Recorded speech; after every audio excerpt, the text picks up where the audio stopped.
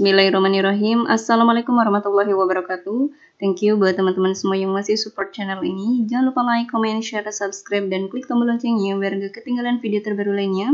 Ingat, subscribe itu gratis. Oke teman-teman semua, kali ini kita akan bahas seputar perioperatif untuk persiapan P3K perawat di tahun 2022.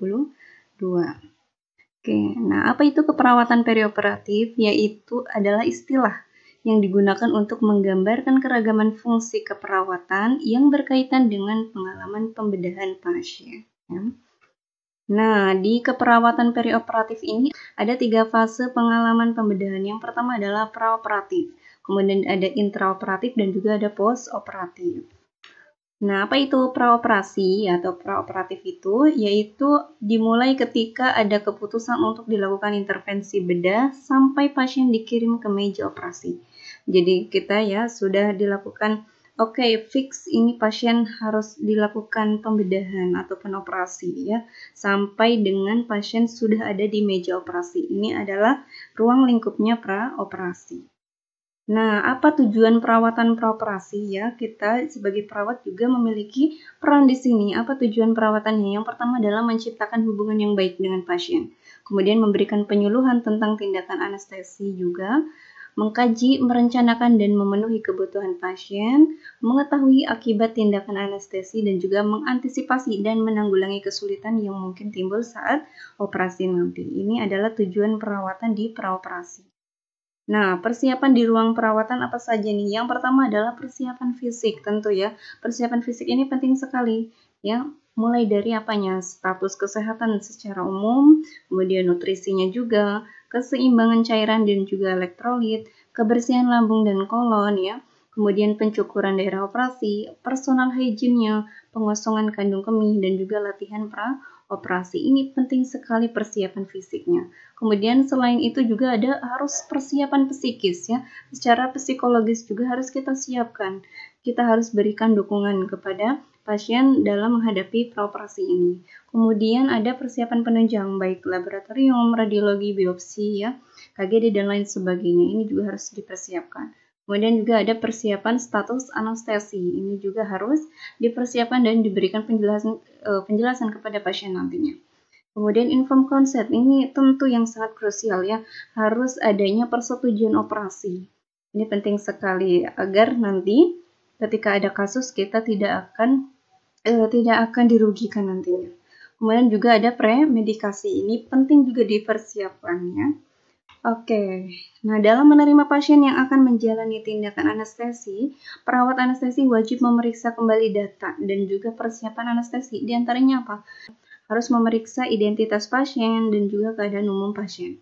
Kemudian kelengkapan status ataupun rekam medis pasien, surat persetujuan operasi dari pasien atau keluarga, data laboratorium ya. Kemudian ada juga ini ya, gigi palsu, lensa kontak, perhiasan, cat kuku, lipstik dan lain sebagainya. Ini juga harus dilepas ya sebelum dilakukannya operasi. Nah, perawat anestesi bertugas memberikan premedikasi berdasarkan instruksi tertulis dari dokter spesialis anestesiologi ataupun dokter lain yang berwenang. Apa saja yang harus diperhatikan? Yang pertama adalah memeriksa kembali nama pasien sebelum memberikan obat, kemudian mengetahui riwayat penyakit yang pernah diderita, mengetahui riwayat alergi terhadap obat-obatan, dan juga memeriksa fungsi vital, baik tekanan darah, nadi, suhu pernafasan ya, sebelum memberikan premedikasi. Dan juga tentunya setelahnya kita harus periksa juga ya tanda-tanda vitalnya. Nah, ini penting sekali ya, puasa. Puasa itu salah satu tindakan persiapan sebelum operasi ya. Tidak boleh makan ataupun minum dimulai dari waktu tertentu sebelum operasi. Lamanya ini tergantung dari banyak faktor, mulai dari jenis operasinya, kemudian waktu makan terakhir sampai dimulainya tindakan ya. Ini pada saat operasi emergensi, kemudian tipe makanan dan juga pengobatan yang diberikan pada pasien sebelum operasi, serta juga usianya. Ini usia juga harus dipertimbangkan. Nah, puasa ini diindikasikan untuk apa? Yaitu mencegah aspirasi ataupun regurgitasi ini ya. Kenapa? Karena sistem pencernaan dan juga sistem pernapasan itu kan berdekatan. Kalau misalkan ya tidak dipuasakan itu di dalam lambung ya isinya bisa masuk ke dalam sistem pernapasan. Nah, ini akan bahaya sekali. Nah, Ini ada pedoman puasa pada operasi elektif ya, ataupun operasi yang terencana. Mulai dari kita lihat ya, ini dibedakan berdasarkan usia. Dari neonatus kurang dari 6 bulan, kemudian 6 sampai 36 bulan, lebih dari 36 bulan dan dewasa ya.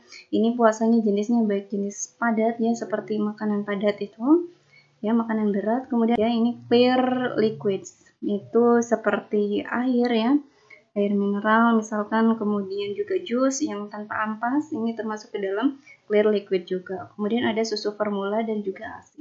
Nah, ini adalah berdasarkan jam ya. Jadi ini untuk puasa untuk operasi yang terencana ya. Oke. Nah, ini juga ada jenis anestesi ya. Kita tahu bahwa anestesi ini ada beberapa jenis ya, ada anestesi lokal, regional, dan juga umum ya. Untuk jenis anestesi lokal ini cara kerjanya dia memblokir sensasi ataupun rasa sakit pada area tubuh yang akan dioperasi, tetapi pasien masih tetap sadar. Ini untuk anestesi lokal. Nah, biasanya digunakan pada operasi minor ataupun operasi kecil seperti pencabutan gigi, ya, operasi mata, pengangkatan tai lalat, dan juga biopsi kulit. Ini menggunakan anestesi jenis lokal. Seperti apa? Caranya bisa disuntik, disemprot, dioleskan ke kulit maupun selaput lendir yang akan dioperasi. Kemudian ada jenis anestesi regional. Nah, ini cara kerjanya adalah memblokir rasa sakit di sebagian anggota tubuh. Pasiennya ini tetap sadar, tetapi tidak dapat merasakan sebagian anggota tubuh lainnya. Jenisnya itu ada blok saraf perifer, epidural, dan juga spinal. Contohnya adalah ini dipakai pada saat persalinan atau SC ya. Nah, caranya apa? Disuntikan di dekat sumsum tulang belakang ataupun di sekitar area saraf ya, pinggul, perut, lengan, dan juga kaki. Kemudian selanjutnya itu adalah jenis anestesi umum, atau kita biasa dengar adalah bius total ya. Nah, ini pasiennya itu tidak sadar selama operasi berlangsung ya, tidak sama dengan regional maupun lokal ya. Nah, operasi jenis umum ini ya, anestesi umum ini biasanya digunakan pada operasi besar seperti operasi jantung terbuka, operasi otak maupun transplantasi organ ya. Caranya yaitu anestesinya dimasukkan ke dalam inhalasi atau gas untuk dihirup. Kemudian juga ada yang disuntikan ke dalam pembuluh darah secara langsung atau IV ya. Ini adalah jenis anestesi. Oke. Nah, selanjutnya adalah di fase intraoperasi, yaitu dimulai ketika pasien masuk atau dipindahkan ke instalasi bedah atau meja operasi dan berakhir pada saat pasien dipindahkan di ruang pemulihan atau recovery room. Atau istilah lainnya ini adalah post anesthesia care unit atau PACU ya. Oke, tujuan perawatan intraoperasi itu untuk apa? Yaitu mengupayakan fungsi vital pasien selama anestesi ini berada dalam kondisi optimal agar pembedahan ini dapat berjalan dengan lancar dan juga baik. Ini di intraoperasinya. Nah, aktivitas kita sebagai perawat di ruang operasi itu apa saja? Yang pertama, kita bisa memberikan pemasangan intravena kateter. Kemudian pemberian medikasi intravena, monitoring fisiologis dan psikologis sepanjang prosedur pembedahan, kemudian menjaga keselamatan pasien atau safety management, bertindak sebagai perawat scrub atau instrumentator. Kemudian membantu mengatur posisi pasien di atas meja operasi dengan menggunakan prinsip-prinsip dasar kesimetrisan tubuh. Kemudian bertanggung jawab untuk memeriksa lembar checklist, yaitu perawat sirkuler, tetapi dapat juga setiap dokter yang berpartisipasi dalam operasi. Ya, ini adalah ruang lingkup kita di intraoperasi. Ada lembar checklist dalam operasi dibagi menjadi 3 fase, masing-masing sesuai dengan periode waktu tertentu ya. Kita kenal dengan sig in, time out, dan sig out. Nah, yang pertama sig in, yaitu periode sebelum induksi anestesi. Biasanya checklistnya ini dibacakan secara verbal ya untuk mengkonfirmasi identitas pasiennya, kemudian lokal operasinya ini yang sudah ditandai apakah benar atau tidak, kemudian prosedurnya yang akan dilakukan nanti seperti apa, dan persetujuan operasi itu harus sudah ada di lembar checklist tersebut. Koordinator meninjau risiko pasien kehilangan darah, ya artinya dia harus mempersiapkan juga untuk transfusi darah, kemudian penyulit pernapasan juga, alergi, dan juga apakah persiapan mesin anestesi serta obat-obatan telah lengkap ya, itu harus dikonfirmasi lagi. Kemudian idealnya ahli bedah ini akan hadir untuk SIGIN. Karena ahli bedah ini mungkin memiliki gagasan yang lebih jelas tentang kehilangan darah yang diantisipasi, alergi ataupun faktor-faktor penyulit potensial lainnya. Nah, namun kehadiran dokter bedah dalam melengkapi checklist ini tidak diwajibkan, ini menurut WHO ya. Selanjutnya adalah time out, periode setelah induksi dan sebelum insisi. Tim akan berhenti sesaat sebelum sayatan kulit untuk mengkonfirmasi dengan keras bahwa operasi yang sedang dilakukan ini pada pasien yang benar dan lokasi yang benar ya, karena juga pernah ada kejadian yang salah pasien ataupun salah lokasi ya. Maka wajib di fase time out ini dikonfirmasi kembali apakah pasiennya benar ataupun lokasi pembedahannya itu benar atau tidak. Kemudian semua anggota tim kemudian akan meninjau secara verbal satu sama lain pada gilirannya unsur-unsur penting dari rencana mereka untuk operasi menggunakan pertanyaan checklist pada panduan. Kemudian mereka juga akan mengkonfirmasi bahwa antibiotik profilaksisnya telah diberikan dalam 60 menit sebelumnya dan bahwa pencitraan penting ditampilkan sebagaimana mestinya. Ya, ini adalah fase time out. Selanjutnya adalah sig out, ya, periode selama atau segera setelah penutupan luka ya. Nah, tim akan meninjau bersama operasi yang dilakukan, kelengkapan jumlah spons dan juga instrumen serta label dari setiap spesimen bedah yang diperoleh. Mereka juga akan meninjau setiap malfungsi peralatan ataupun masalah yang perlu ditangani. Pada akhirnya, tim akan meninjau rencana utama dan kekhawatiran untuk manajemen pasca operasi serta pemulihan sebelum memindahkan pasien dari ruang operasi. Nah, jadi ada evaluasi dari dari tindakan pembedahan. Ini di sig out. Nah, selama tindakan anestesi, perawat anestesi ini juga memiliki peran ya, kewajiban. Yang pertama adalah mencatat semua tindakan anestesi. Kemudian ada berespon dan mendokumentasikan semua perubahan fungsi vital tubuh pasien ini selama pembedahan. Kemudian pemantauan meliputi seperti ya TTV ya, sistem pernapasan, sirkulasi, suhu, kemudian juga keseimbangan cairannya, kemudian perdarahan juga, produksi urin dan lain sebagainya. Kemudian berespon dan melaporkan pada dokter spesialis anestesiologi bila terdapat tanda-tanda kegawatan fungsi vital tubuh pasien agar dapat dilakukan tindakan segera. Kemudian melaporkan pada dokter yang melakukan pembedahan tentang perubahan fungsi vital tubuh pasien dan tindakan yang diberikan selama anestesi. Mengatur dosis obat anestesi atas pelimpahan wewenang dokter, juga menanggulangi keadaan gawat darurat. Nah, ini adalah perannya perawat anestesi. Ya.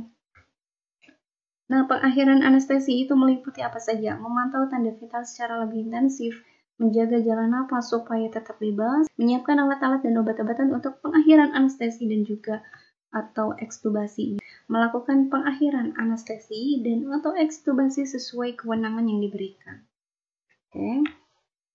Oke, selanjutnya ini adalah pasca operasi, yaitu dimulai dengan masuknya pasien ke ruang pemulihan atau recovery room dan berakhir dengan evaluasi tindak lanjut pada tatanan klinik atau ruang perawatan bedah atau di rumah. Ini adalah fase pasca operasi. Nah, tujuan perawatannya apa? Ini yang pertama, kita mengawasi kemajuan pasien sewaktu masa pulih. Kemudian mencegah dan segera mengatasi komplikasi apabila terjadi komplikasi. Kemudian menilai kesadaran dan fungsi vital tubuh pasien untuk menentukan saat pemindahan atau pemulangan pasien. Ya, ini sesuai penilaian Aldred. Kemudian aktivitas perawat anestesi di pasca operasi ini juga punya peran. Ya, setelah pengakhiran anestesi, pasien dikirim ke kamar poli sadar untuk pemantauan fungsi vital tubuh oleh perawat terlatih. Bila dianggap perlu, pasien ini dapat langsung dikirim ke ruang rawat khusus, misalkan ICU. Ya. Bantuan oksigenasi, ventilasi, dan sirkulasi tetap diberikan. Kemudian pemberian analgesia dan sedatif ini disesuaikan dengan kondisi pasien.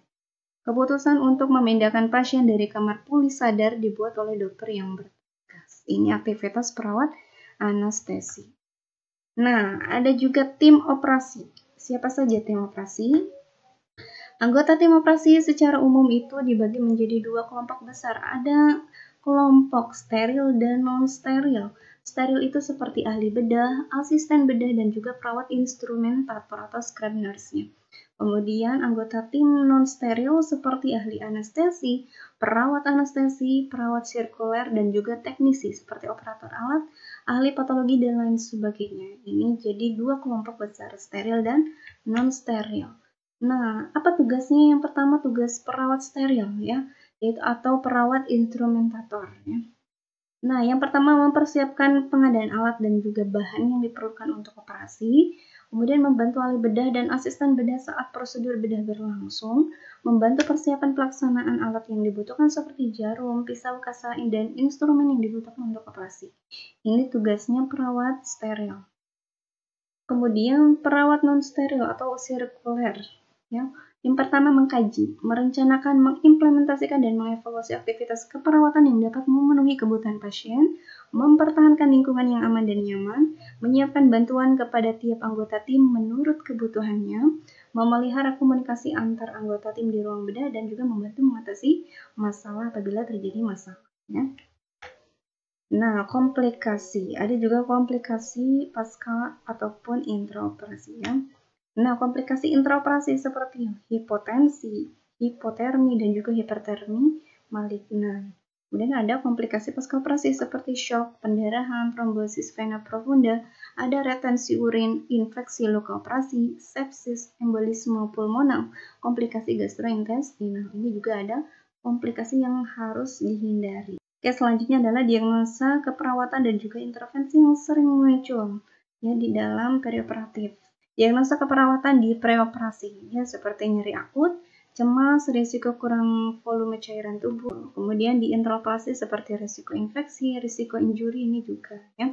Pasca operasi seperti adanya perubahan perfusi jaringan, hipovolemia, infeksi, nyeri, dan lain sebagainya. Ini adalah contoh-contoh diagnosa keperawatan yang sering muncul di perioperatif. Selanjutnya adalah intervensi keperawatannya. Nah, ini seperti preoperasi ya. Karena tadi ada nyeri ya. Nyeri maka harus di pain management. Kemudian ada stress management, ada pemenuhan kebutuhan cairan. Intraoperasi, patient safety. Nah, ini adalah intervensinya ya. Kemudian pasca operasi ada pain management juga, patient safety, dan lain sebagainya. Ini juga sebenarnya banyak ya intervensi keperawatan dan diagnosa keperawatan yang sering muncul. Oke teman-teman semua, itu tadi materi terkait perioperatif untuk persiapan P3K perawat di tahun 2020.